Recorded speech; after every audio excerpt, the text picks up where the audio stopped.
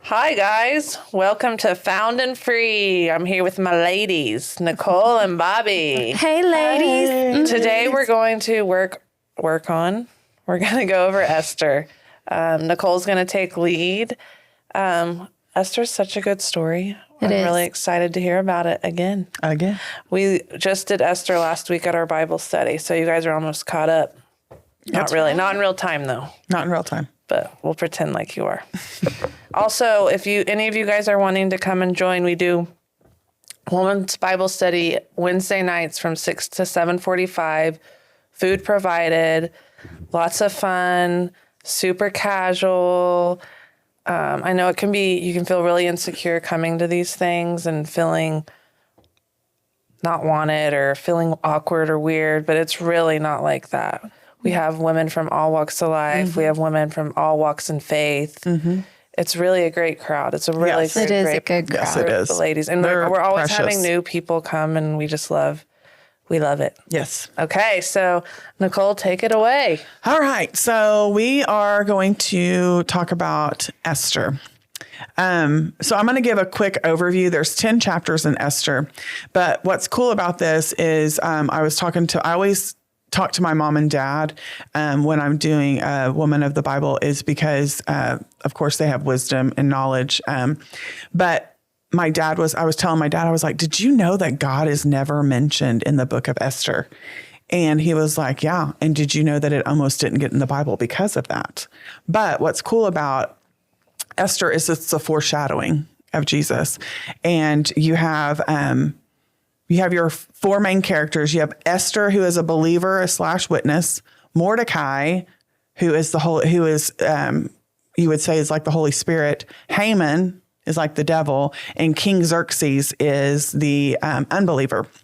And so chapter 1 goes over the power and authority. King Xerxes' power and wealth during a lavish banquet highlights his authority and environment. He is the king of Persia.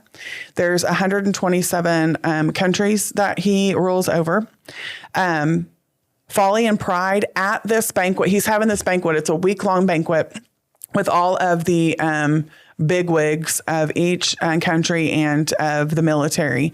And they've been drinking and partying. And he decides that Queen Vashti is a beautiful woman, and he wants her to come and dance in just her crown. So he wants her to come, his wife, to dance in front of everybody naked with just her crown on.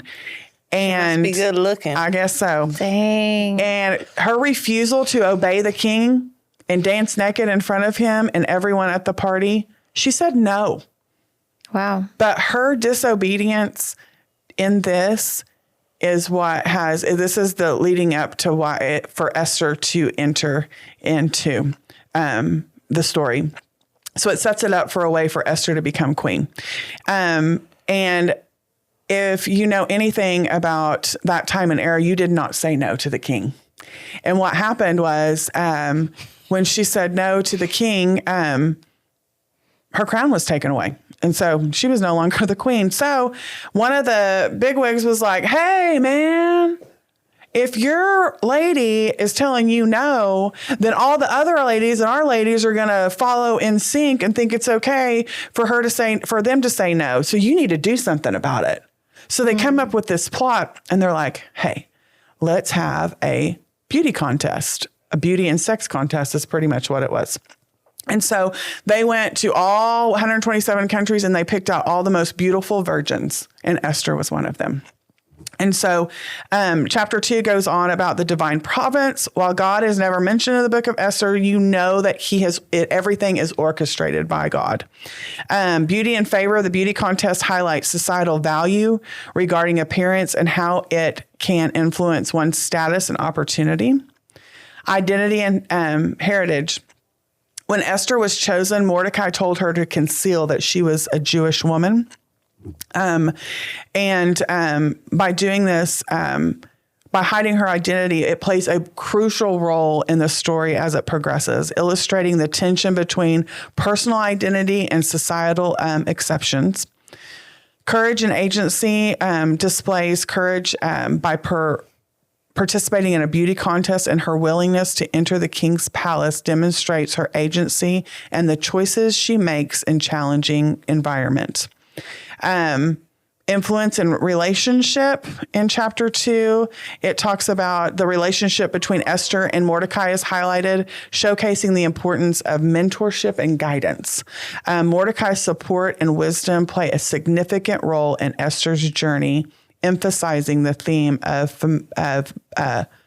familiar bonds and loyalty. Chapter 3, they talk about the rise of Haman. Haman is like the prime minister to King Xerxes. So he's got a lot of power, and with a lot of power comes a lot of responsibility. But Haman lets his ego and his pride dictate the way he acts. And in this chapter, his hatred for Mordecai, who refuses to bow to him, illustrates the theme of prejudice and how it can lead to destructive actions and policies against a particular group. Haman's power and position is as he manipulates the king. This is what's crazy is Haman goes and he lies to the king pretty much to get his way. Mm-hmm. So he's manipulative, he's ego-driven, he's power hungry. He is just not a good man. Courage and resistance, because Mordecai's refusal to bow to Haman exemplifies personal courage and importance of standing firm in one's beliefs, even in the face of potential persecution or death. His actions set the stage for the events of Esther's eventual involvement. So, we will start with this. So I named this, that's just kind of the setup before we get to chapter 4. So I named this A Call to Courage because Esther was called to be courageous. And so she became the queen of Persia, and her true identity was unknown to King Xerxes. And so in Esther 1:3, it says, when Mordecai learned that all that had been done, he tore his clothes, put on a sackcloth and ashes, and went into the city, wailing loudly and bitterly. But he went only as far as the king's gate, because no one clothed in sackcloth was allowed to enter in it. In every province to which the edict and order of the king came, there was great mourning among the Jews, which fasting, weeping, and wailing, many lay in sackcloth and ashes. So what the edict was is that they were going to annihilate the Jews because Mordecai, a Jewish man, would not bow to Haman. He got so enraged that he was like, well, fine, I'm just going to kill them all. Okay.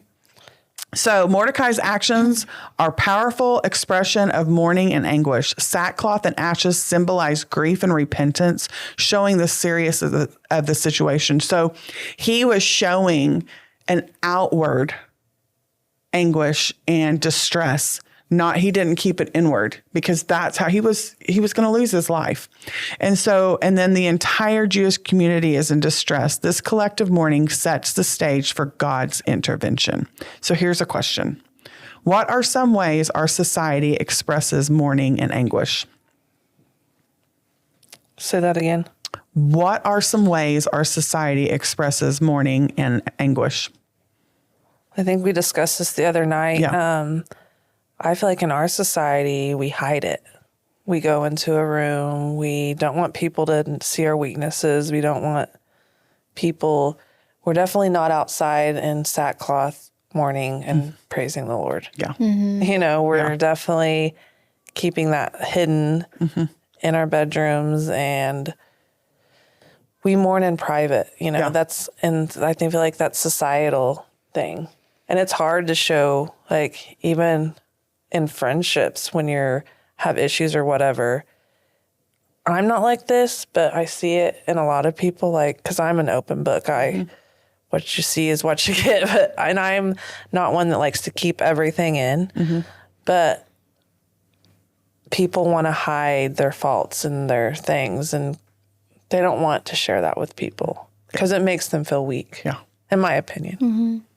Yeah, I think also, like you mentioned last week, social media is a big role in our society of milestones in life, including like loss or like it's interesting that we almost make that like a to-do when something big happens. We're like, oh, I've got to make a post. Yes. Like, oh, we just had a baby. Don't share pictures until I post my baby's picture first. Or like we've had a death in the family.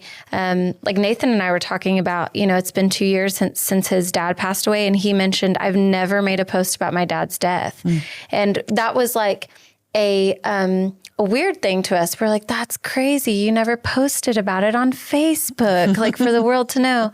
So there's something interesting about sharing that on a public platform. It's when you're sharing it on a public platform, I feel like it's so superficial. It's cleaned up. Because I quit doing that because I would film, like you'll notice I never post on Facebook really, besides our Bible study. Like we went skiing, I didn't post anything. Yeah. Like, even at Christmas. And because social media used to be, I guess, somewhat important to me, and I would post something and I want to go back and like see how many likes I had and da da da. And it's weird. God just kind of took that from me. Yeah. Like that desire to even care what other people think about me. And I think you almost have to do something like this because I used to be the complete opposite, where I cared and like would cry if someone didn't write me on Facebook or something. You know what I mean? Like years ago, it's been a long time since I've been like that, but we do measure things by that. Like we're like, they didn't even write me happy birthday on my wall or whatever. They saw it. You know they did. Well, one of the ladies the other night said back in the old days, they would wear black when someone would live. I'm Cherokee Indian. When we lose someone, we cut our hair. Yeah. Really? Yes. It's something that's a custom because you'll see women, our Indian women always have long hair. Men always have long hair. But when they lose someone, that is an act. That is their part of showing their anguish, and it's they cut their hair. And so it's just there's customs and all kinds of customs. So it's really cool. So Esther's reaction to this. So it's Esther 4:4-9. When Esther's eunuchs and female attendants came to her and told her about Mordecai, she was in great distress. She sent clothes for him to put on instead of his sackcloth, but he would not accept them. Then Esther summoned, and I'm going to butcher this name, Hathach, one of the kings assigned to her to attend her, one of the king's eunuchs assigned to attend to her, and ordered him to find out what was troubling Mordecai and why. So Esther's initial response was Esther is deeply concerned. By the way, Mordecai, I forgot to tell you guys this. Esther lost her parents, and Mordecai is her uncle. So Mordecai raised her as her daughter, as his daughter. So she hears of Mordecai's mourning, and she tries to send him clothes to change his appearance. This shows her initial concern, but also her distance from the full gravity of the situation. This moment is a reminder of how sometimes people may initially not fully grasp the depth of a crisis, especially when they are insulated from it. How is it easy? Here's a question. How easy is it to be insulated from issues happening in the world, country, or even our own town? Well, like I think I said this the other day, I got to the point where every time I was watching the news, it was so depressing, and it's like out of sight, out of mind. Like if I'm not seeing it or hearing about it, I don't have to deal with it. Yes. And I think that's just like the American way, out of sight, out of mind. And it makes you feel like you're relieved of those things. Yes. And when you're not giving it to God and you're not being prayerful and stuff, it's easy to let those things stress you out. Like my mom, for example, she's like just a worrywart. And it's like, even the planes crashing, she'll be like, well, I don't want you to fly ever again. It's like those things you see in the news almost make you live a scared life rather than living for a purpose. And, I feel like and it's so much propaganda. It's like hard because you don't know what's true and what's false. So, I think it's just a fallen world. It's hard to. But I think it's good for us. Like, we need to know, like, we're partners with with India, with Solomon and stuff. We need to, I think it's good for us to know what's going on so we can pray for them. Or Pastor Gary and Carol, like, I love to hear what's going on with their ministry and stuff like that. I think what we need to do is we need to focus on what's important, like the importance of that's news. the thing. It's so hard because the news, first of all, just wants to post negative things. Mm-hmm. Second of all, like, I have Valeria. I don't think I've talked about her on the podcast, but Valeria, my friend from Israel, it is so hard to find news on other countries. Yeah. Like, you're just getting fed what Fox wants to tell you. And it's just so self-absorbed to the United States. Like, you don't really hear about world news. Like, you don't know what's going on or laws being passed, or, you know what I mean? You just hear what they kind of want you to hear. Yeah. Because, I've got online and looked at stuff in other countries, or even like BRICS currency, for example, and it's hard to find any articles because it's so monitored. Mm-hmm. Yeah. Sorry. So, Esther's dilemma. So this is Esther 4:10-11. Then Esther spoke to Hathach and instructed him to say to Mordecai, all the king's officials and the people of the royal province know that for any man and woman who approaches the king in the inner court without being summoned, the king has but one law, that they will be put to death unless the king extends his gold scepter to them and spares their lives. But 30 days have passed since I was called to go to the king. So she's got this dilemma, right? She wants to save the man that raised her, the man that she loves, her confidant, the man that has poured all this wonderful biblical truths into her and has loved her so well. But on top of that, she can't, because she could be killed immediately just for going into the king's court, or in the king's presence. And then he hasn't even called for her for 30 days. Like, she's like, I haven't even seen him in a month. Like, what do you mean? He even wants me anymore? Exactly. So then the cost of her boldness. Esther is hesitant to approach the king. She reminds Mordecai of the law. To approach the king uninvited can result in death. She faces her personal dilemma, balancing the risk of her own life with the need to intervene on behalf of her people. This moment highlights the tension between personal safety and the call to act for justice in this moment of vulnerability and fear. So, and on top of that, the king still doesn't even know that she's a Jewish woman. He still has no idea. And so here's Mordecai's challenge to Esther, Esther 4:12-4. When Esther's words were reported to Mordecai, he sent back an answer. So he answered her back. Do you think that because you are in the king's house, you are alone of all the Jews will escape? So pretty much he's saying, you're not going to escape this. You're going to die too. Mm-hmm. So do you think that you're going to get out of this because you're the queen? No. For if you remain silent at this time, relief and deliverance for the Jews will arise from another place.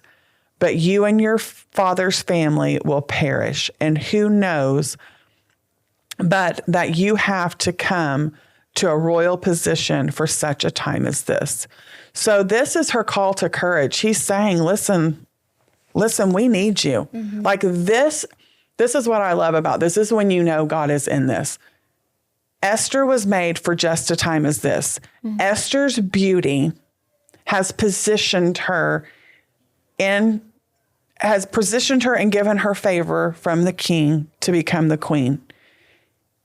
While what people don't know is this was a year-long beauty contest.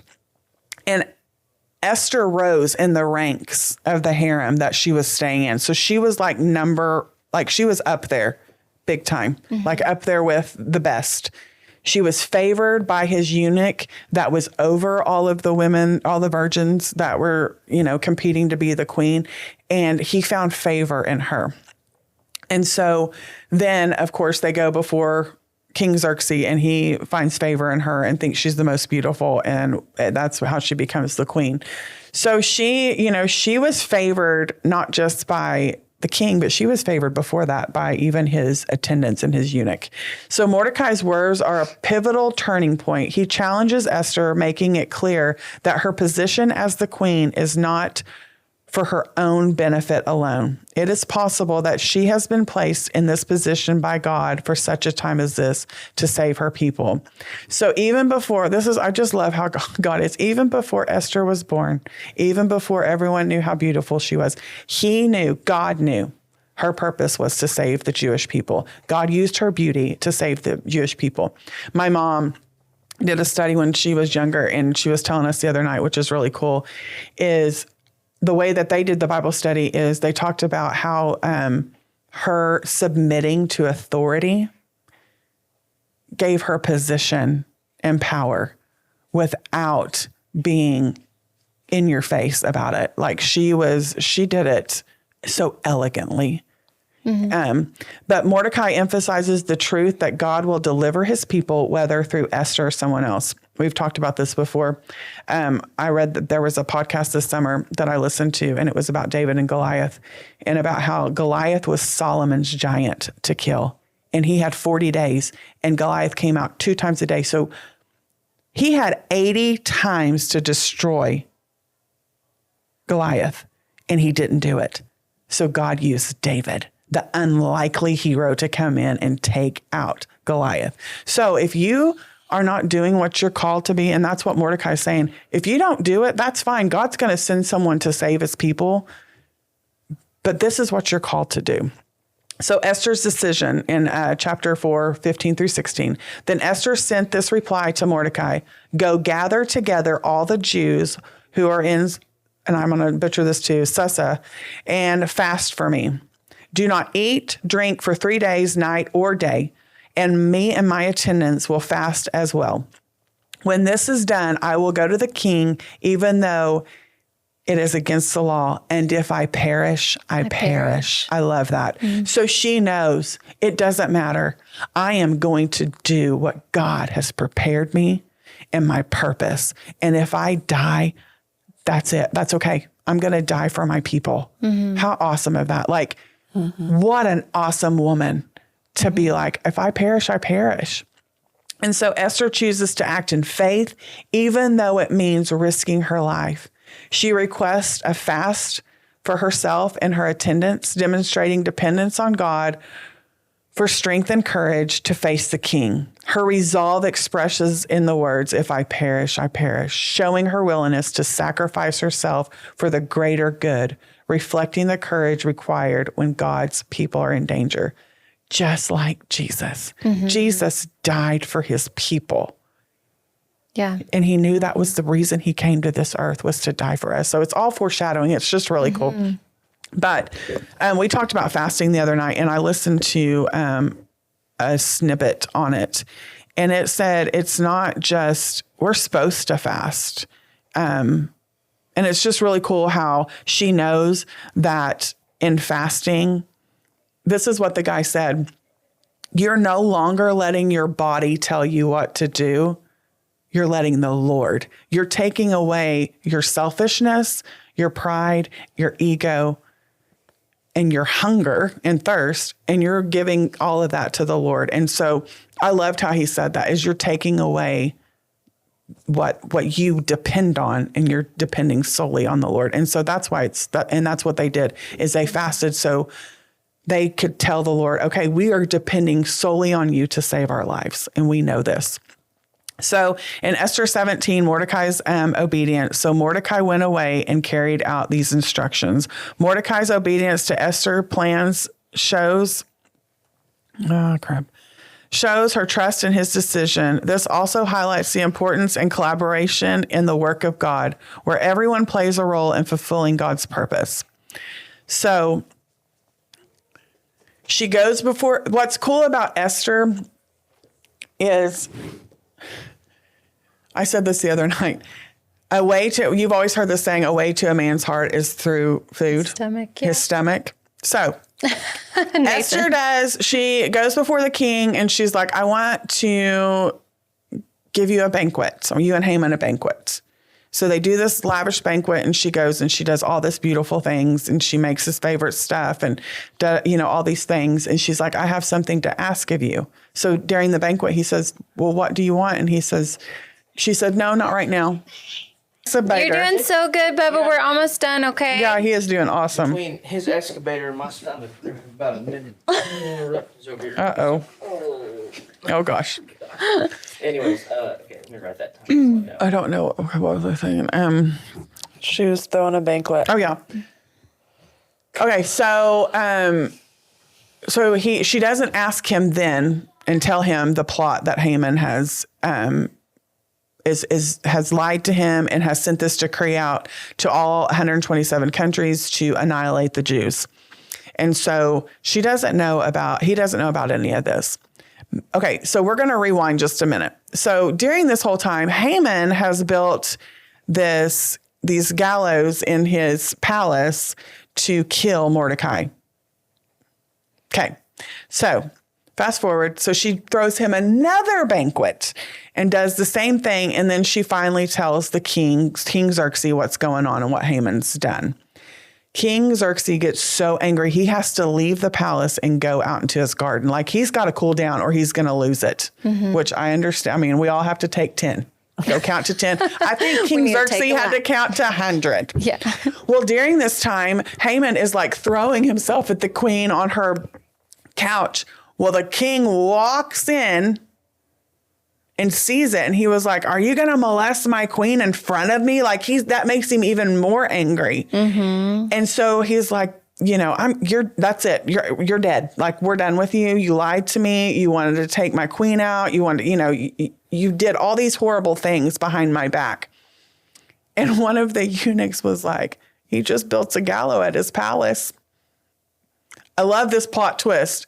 So where Mordecai was supposed to be hung and murdered and killed, guess who's there? Haman. So in his own place, in his home, he gets killed. That's where he dies. Mm-hmm. And so, that's the cool thing about this story too, is the redemption. So then what happens is King Xerxes gives Mordecai a ring and he robes him in beautiful garments. And then what he does is he gives him Haman's. Well, he gives half of everything to Queen Esther and she turns around and gives Mordecai all of Haman's stuff. He got his position. He got his palace. He got so he became a wealthy man in all of this. Okay, so here are some questions we can ask real fast. How does Esther's willingness to risk her life inspire us in our faith?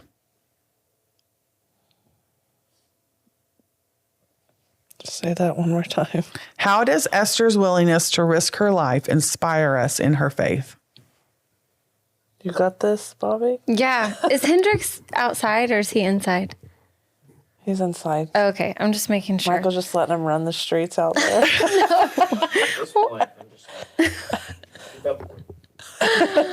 Watch okay. him, Sorry, you'll have to mark that too. Okay.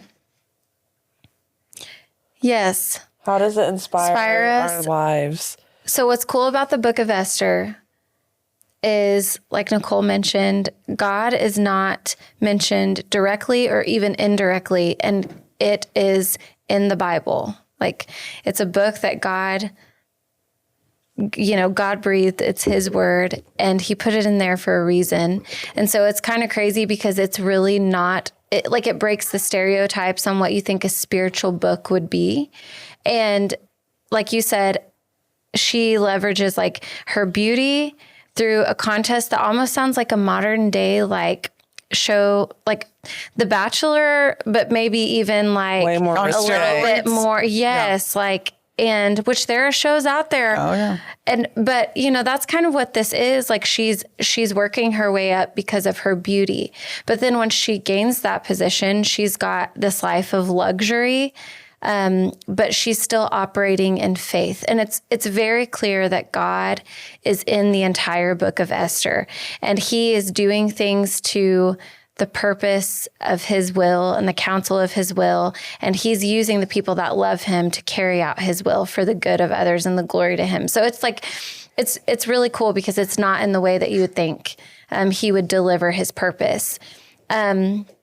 Which makes me amped up for the fact that the gospel can be delivered through whatever God chooses to use. Mm-hmm. We are broken vessels. And I think Nathan and I have encountered that before where, we've had some like really cool gospel opportunities, and we had a season where that was kind of judged a little bit of like, it shouldn't look that way to share the gospel. And it made it kind of weird in our minds. But then we had to go to God's word and really look at the truth of that and think, no, this is okay. Like we're not doing anything immoral. We're following, what is right in Christ here. And it's all for the glory of God. And really, you can't box in the way that the way you can minister to people, and God can use those things in beautiful ways.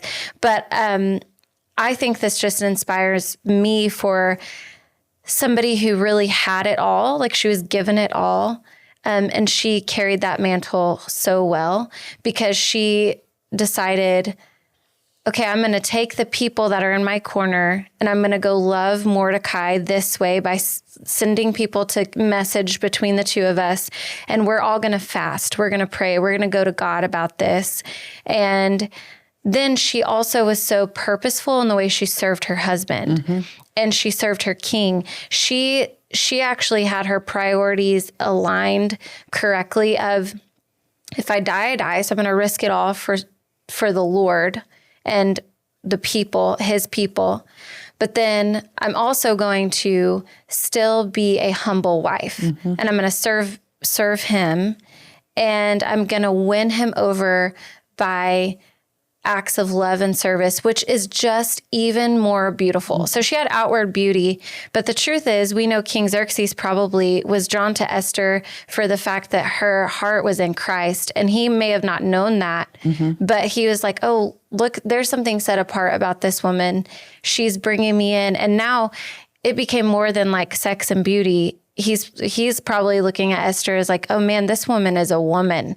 She's like planned and purposeful, and she has love for people. Like it was probably a whole different realization that he had never known in another woman of somebody that was sharing the attributes of Jesus. Yeah. So, and it just, we've talked about this earlier, but her beauty wasn't for her and her ego. It was to save God's people. Yeah. And she could have used it for those things, but she was faithful in using it for the right things. And she got there through a secular way, but she used it for the right reasons. I put this, God's sovereignty, while Esther's actions are crucial, Mordecai affirms that God's plans will not be thwarted. God's people will be saved, but how we respond to his call can make all the difference. She responded in a beautiful, submissive way. She went and got herself all dolled up because she knew she had the favor of the king and he thought she was beautiful. But then she went and she made his favorite everything. And not once, but twice. Well, and then that opened him up like, hey, what did you want? What did you want to talk to me about? And she waited. She's smart about it. Yeah. And did it he again. offered her, he told her, you can have up to half of everything in my kingdom. That's a big offer. Yeah. Yeah. So I think you're right, Bobby. I think he probably fell more in love with her through that. And so it was easier for him to give and her then what he she realized, wanted. oh my gosh, if this decree goes through, because he couldn't take it away, because once it's sealed, it's in. Then I'm going to have to kill my queen. And so then what Mordecai and Esther do is they go in to the king and they're like, okay, can you set another decree that says that the Jews can fight back? And they were able to, and they actually won. And, that's another thing is we can go before the throne of God when we are having an issue or a situation And we can be like, God, give us the strength to fight back. And what does God always do? He always gives us the supernatural strength to fight back. If you see in all the Old Testament, they're going up against 10,000 men and there's 500. Caleb and Joshua, they're like, hey, we can take these giants. We got God on our side. And the other 10 are like, now we're scared. And they're like, but they got to see the promised land. You know what I mean? So they got to go in. So, God always makes a way. Yeah. He always does that. And I just think that's really, really cool. And Mordecai challenges Esther. How many times does the Holy Spirit challenge us? Nicole, I want you to go do this. I don't want to. I'm scared. Yeah, you can. No, you're going to do it, because stepping out in obedience is what we're called to do. And it's beautiful when we do, because the blessings that, just like her, she got half the kingdom, and the man that raised her as her father got this. He was positioned high. What awesome blessings did she receive because she stepped out in obedience and was like, if I perish, I perish. Yeah, she didn't know that it was going to end well. She had no was idea. okay to step out in obedience, knowing that might lead to death. But she did second But God guess took it care of her. first, it's normal, in life to be like, well, I might die, Yeah. She second guessed it, but her final decision was obedience. Like, she first was like, well, if I walk in there, I can die right away. So it's like she thought about it, and then she still because she knew that if not, her whole family would perish. Yeah. She had wisdom for sure. Wisdom and humility. Again, there's a lot of humility in this story. Lot, yes. But with a lot, there's that verse, I don't know what it is, of course, but with much is given, much is asked. Like, God gave her the kingdom. I mean, yeah, she had to make some hard decisions, but she was the queen of Persia. He put her in a high position. So, also, I see it both ways. I mean, I love this story. I do too. I think it's great for us as moms of beautiful young women.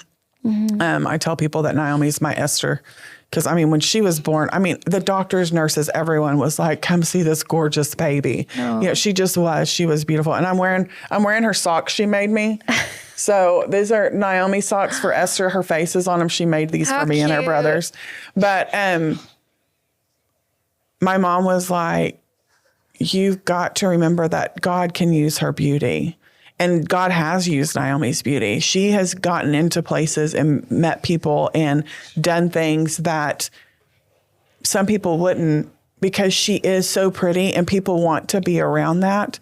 But then once they get to once they see her beauty, but then they get to know her heart, like she becomes, from being beautiful, she becomes gorgeous because of her heart. And it's okay. It's okay. God made you for that purpose. God made you beautiful for a reason. And I think society, it goes either way. You either go too far with being beautiful, or you're ashamed of it. Where do we find that happy medium? And how do we teach our daughters that, hey, you're gorgeous and God's going to use that for your purpose in your life, and that is okay. And their don't identity. be ashamed of how beautiful you are. Be proud of that your Father, your Creator, your God made you beautiful for a reason. Yeah. And I think that is something, especially in our society nowadays, where beauty is it's so ramped up. And it's who our identity is. Well, it's sexualized. It's so and sexualized, yes. It's in, like, even at a young age, like, it's just in your face immediately of, do this for people to affirm you in your outer beauty. But the truth is, beauty is fleeting. Like, we're all getting older. Like, gravity hits, man. And then what do you have left when you're, old and the cream ain't Enjoy it while you're young.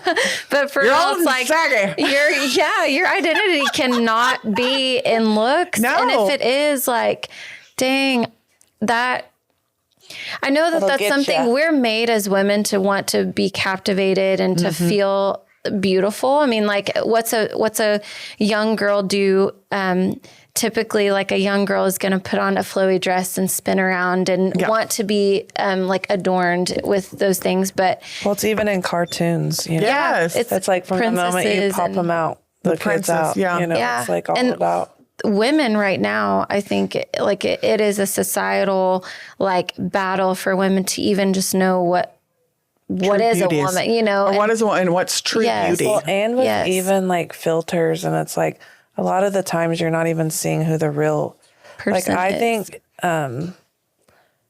imperfections are beautiful too on people. Oh, like I yeah. love when someone has like a quirky something or a beautiful scar. Like I said earlier, eyes in the Beauty is in beholder. the- Or whatever, Yes. however it goes. Like I way rather look at someone and love them for what's on the inside than. I mean, I have beautiful friends. Yes, Like you yeah. guys are beautiful. Like I've always You're been sweet. surrounded You're by gorgeous, beautiful though. people. And it's like, but if, I've also been around beautiful people that are horrible. So Yes. it's like, I'd much rather, they're people that all my friends are beautiful, but like the people that have their personality to go with it or, Their heart. their heart. It just confidence, kindness. That's what we try to show Ayler. And she's got, like good women around her to see like, this is where true beauty lies is like your identity is in Christ first and foremost. And then his confidence of who he says you are. Yes. And then his joy, that overflowing from a heart is beautiful. And I will say this, my mom did a really awesome job in because she knew she was going to have two beautiful daughters. And she told my dad, she was like, when the girls get dressed up or they go, on church on Sunday or they wear a pretty dress for Christmas or Easter, say this to them, you make that dress look beautiful. Not the dress doesn't make you look beautiful. Right. But Me and my sister have confidence exuding out of our ears sometimes. And my mom's like, they're convinced like their father. But it's because I had a dad that made sure that we knew that our identity was in Jesus and in how he made us, not what we wore, not what we put on, not the makeup we did, all these things. We are beautiful because of who our creator is. And so I just think that's a good way of building confidence in your girls.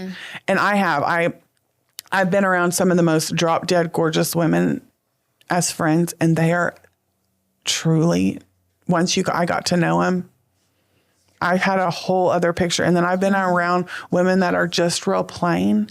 And oh my gosh, they're breathtaking when you get to know them. And you're like, oh, I want to be around them. I want to be around their beauty. I want to soak that in because it's genuine and it's infectious. You know what I'm saying? Yeah.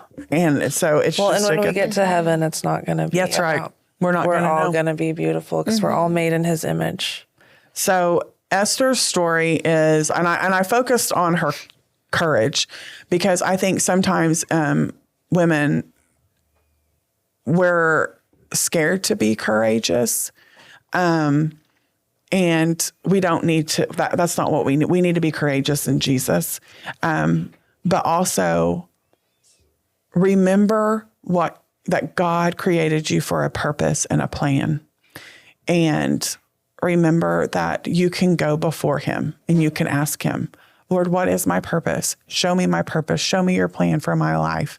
We need to teach our daughters that. We need to, I hope one day when I have granddaughters, I can tell this story or they can listen to this podcast and be like, oh, that's awesome. And she got a complete book. There's not many women that got books in the Bible. That's right. She did. She got a whole book. And so that is cool. Yeah. And I'm telling you guys, you got to read it. I tell people this would be like a great movie because it has an awesome plot twist. It's got We watched it in Branson and it was awesome. Yeah, that's what my mom and dad got to watch it. And Daniel was like, was that a bird? Or something. Horse pooped on stage. Oh, the horse pooped on stage. And we had a whole argument about if it was planned or if it was totally trained. planned. And was it you or Callie who said it was untrained and she said it was planned. I said it was planned, and Callie said it wasn't planned. Yeah, because it We was had a whole family argument. they called Sight and Sound Theater and was like, they were like, did the horse poop on purpose? And they said it didn't, right? Yeah, I really doubt it did. They said it didn't, and Callie Not was that like, many "Suck people on can do that on Nathan." action. What'd you give She the was like, horse? "I've A been around suppository right before he She goes, went out. I've been around horses and farm animals all my life, and I'm telling you, they can't poop on command. You haven't been around show horses. Yeah. A little It was tickle, funny. tickle. Callie's gonna listen to this. Callie's going to be like, she's going to be enraged, and she's going to be like, all right, Nathan, I'm calling them again. No, it's pretty fun. But when our families have I said bets. this would be a great like Lifetime movie because it is. It's like it's a great story. It really is awesome, and it's got some really cool characters.